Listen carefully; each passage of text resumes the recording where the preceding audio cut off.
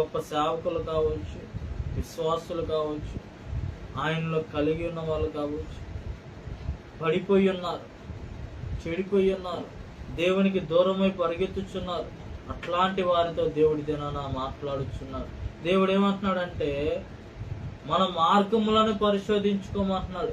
నీ యొక్క మార్గము, నా మార్గము, నేను మనమందరం ఏం చేయాలంటే పరిశోధించుకోండి, సరి చేసుకోండి. Examine your self. God is always telling you that. Let us examine ourselves, our ways. నీ యొక్క మార్గములు నువ్వు పరిశోధించుకో. ఏ మార్గం గుండా నువ్వు వెళ్తున్నావు, మొదటగా నువ్వు ఏ విధంగా ఉన్నావో చూడండి. ఎంతో మంది గొప్ప దైవజనులు, దేవుని స్వార్థ ప్రకటించిన వాళ్ళు పడిపోయిన లేరా? చాలా మంది ఉన్నారండి. విశ్వాసులు పడిపోయిన వాళ్ళు ఉన్నారు. ఆ విశ్వాసుల వల్ల కుటుంబంలో తగాదులు కూడా ఏర్పడేవని అంటే